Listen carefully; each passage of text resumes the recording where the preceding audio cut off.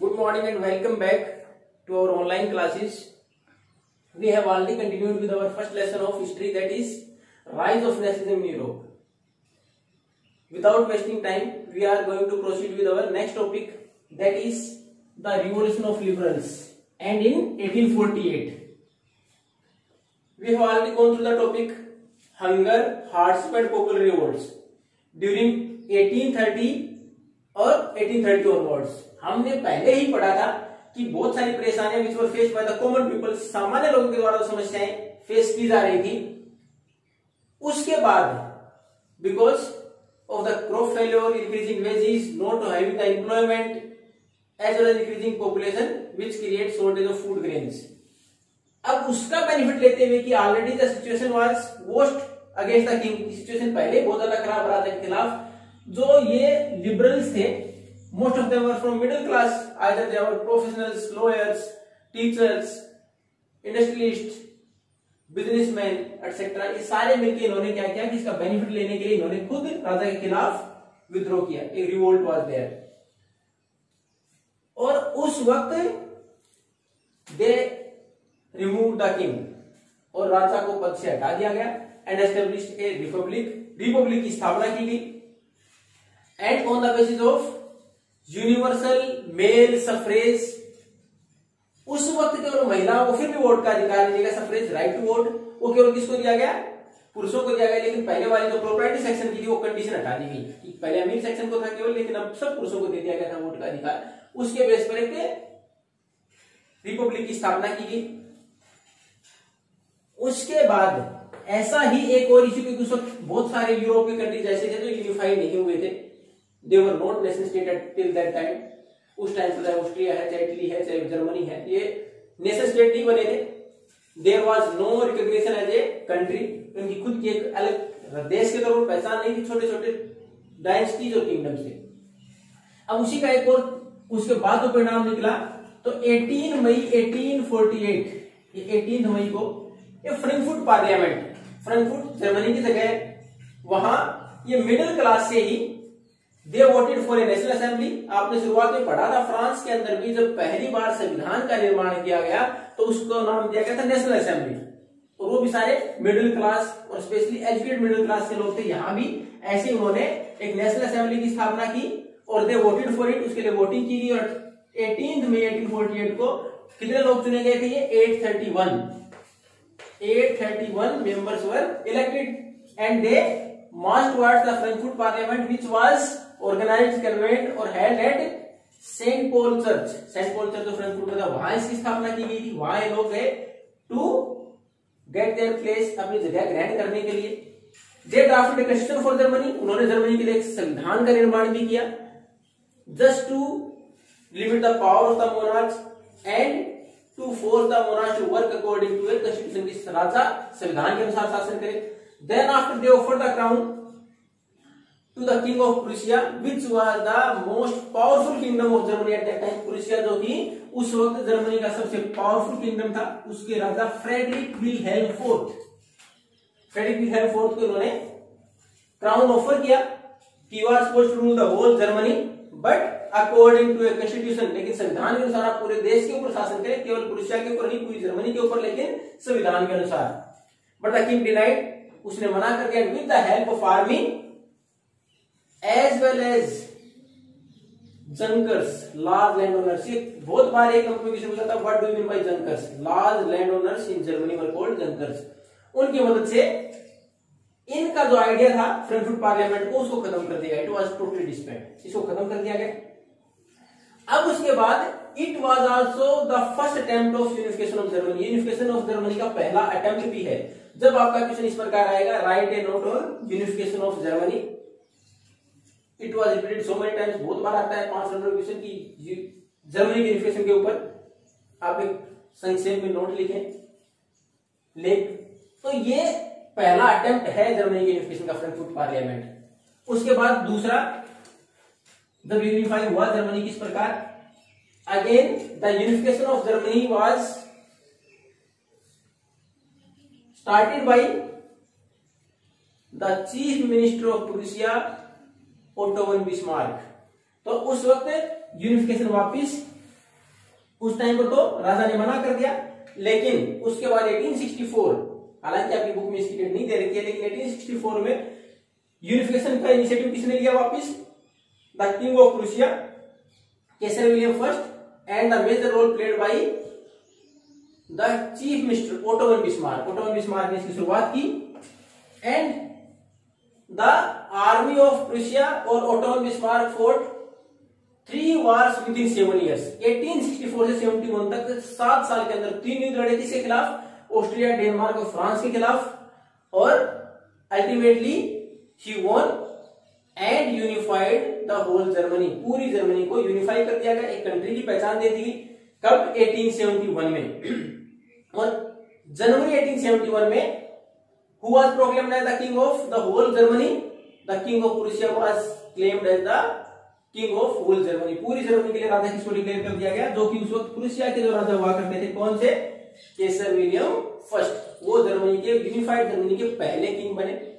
और जब उसकी व्यवस्था में बदलाव किया गया पूरी जर्मनी की, तो उसके ऊपर असर किसका रहा? उसके ऊपर असर किसका रहा? प्रूसिया का, जो कि सबसे महत्वपूर्ण स्टेट था जिसने पूरा यूनिफिकेशन किया। और चाहे वो करेंसी की बात थी, either the change of currency, the banking system, the legal system, how to implement different laws, और the judicial system, if there is any dispute how to solve it out. तो ये सारे बदलाव थे किसके बेस पर किए गए? प्रूसिया के अनुसार ही किए गए पूरी जर्मनी के अंदर। यानी बाकी किंगडम से कोई महत्वपूर्ण रोल नहीं रहा, जर्मनी को एकीकृत किया गया, बाकी स्टेट्स को उसके अंदर शामिल कर लिया गया। प्रूसिया के जो किंग थे वो जर्मनी, यूनिफाइड जर्मनी के पहले किंग बने, केसर विलियम फर्स्ट, जनवरी 1871 में। और जो व्यवस्था है जिसके अंदर बदलाव हुई, प्रूसिया की इच्छा के अनुसार हुआ।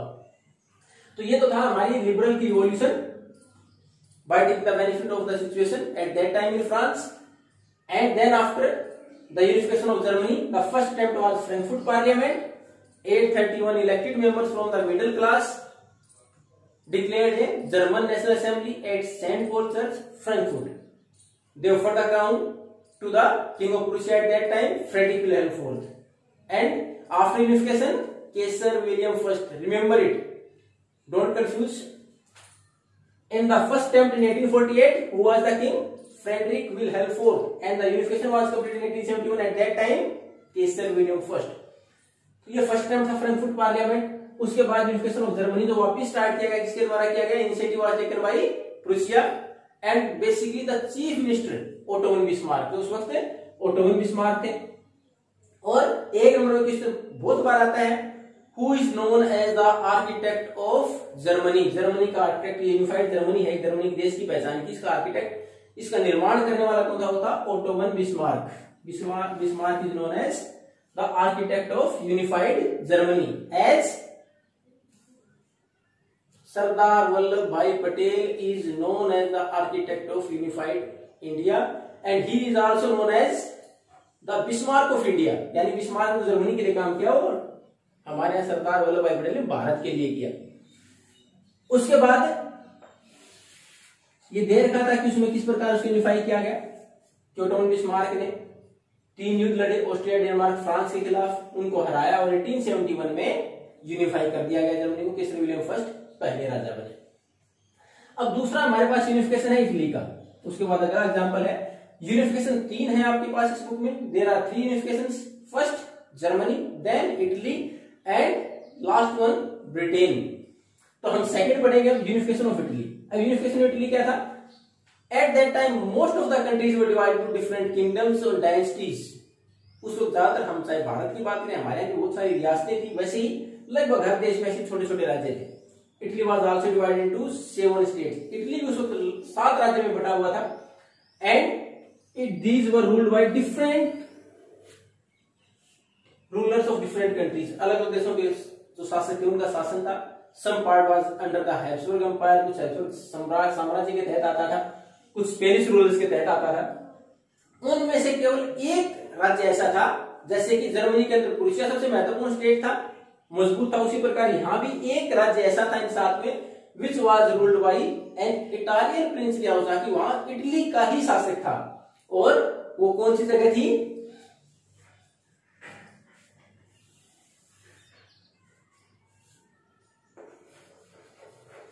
Sardinia पिडमेंट।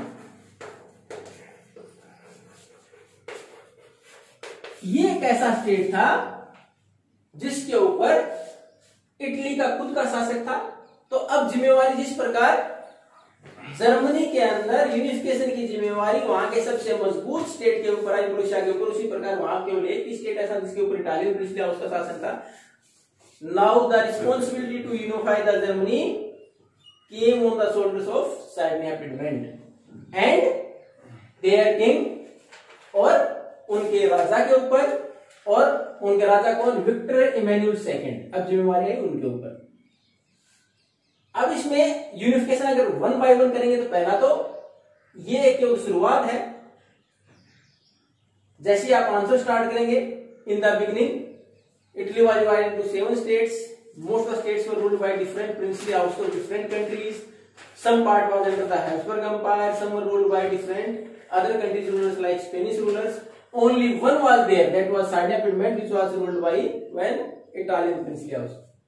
Then after the role of Giuseppe Mazzini, you have already gone through that particular topic.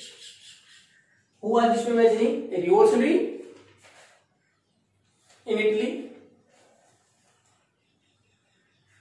born 1807 Geneva at the age of 24.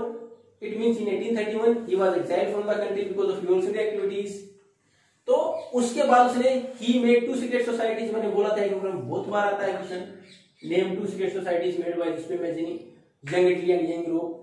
तो उसमें आप रोल लिखेंगे Giuseppe Mazzini. Giuseppe Mazzini played a major role in unification of Italy by different revolutionary activities as well as by making two different secret societies as Young Italy and Young Europe to carry on the revolutionary activities and inspired other revolutionaries for making Italy as a nation state. Then after the second role and the major role is played by Cavour. Like in Germany, the chief minister played a major role, and who was Bismarck.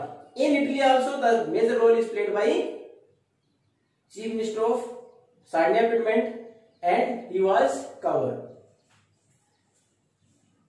अब Cavour एक number फिर वापस question बनता है, who is known as the architect of unified Italy. Italy को unify करने के लिए आर्किटेक्ट किसको माना जाता है, काउर को। ही वॉज नॉट डेमोक्रेटिक, कोई ज्यादा लोकतंत्र में विश्वास करने वाला व्यक्ति नहीं था। He spoke much better French than Italian, Italy का रहने वाले की फ्रेंच भी बहुत अच्छी आती थी। उसका बेनिफिट कहां मिला उसको, because of that particular hold on the language he made a diplomatic alliance with France. France के साथ उसने डिप्लोमेटिक अलायंस बनाया, एक गठबंधन किया, शिक्षण पढ़ते हुए अलायंस आप, और उसकी मदद से उसने ऑस्ट्रियन फोर्सेस को, फ्रांस के साथ डिप्लोमेटिक अलायंस बनाने के बाद उसने ऑस्ट्रियन फोर्सेस को 1859 में ही डिफीटेड ऑस्ट्रियन फोर्सेस, ऑस्ट्रिया की जो सेना थी उसको हराया, किसने, काउर ने, और played a major role in unification of Italy. ये यहां तक कौन कौन से हो गए। फर्स्ट आप उसका पूरा बैकग्राउंड लिखोगे, इटली का किस प्रकार 7 स्टेट्स में डिवाइड था, only one was ruled by Italian princely houses. उसके बाद दूसरा आपने लिखा था रोल ऑफ जिस्पे मैज़िनी। फिर थर्ड कौन सा हो गया, रोल ऑफ काउर, और उसमें इंपॉर्टेंट भी है क्योंकि मेजर रोल इसी ने प्ले किया। Then after role of Giuseppe Garibaldi, who was he, he made a different force of volunteers।